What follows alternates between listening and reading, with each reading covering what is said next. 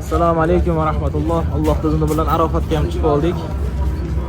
Andijon ayollar, Andijon erkaklar. Biz kelib tushgan Hayme 25-14 Andijon erkaklari. Kirib boramiz.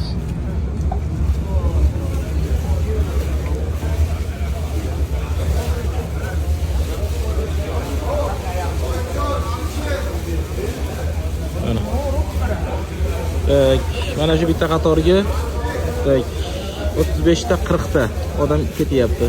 Primerni mo'ljal qilsak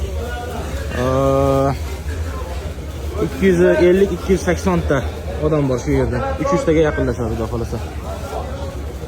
Joylashdik.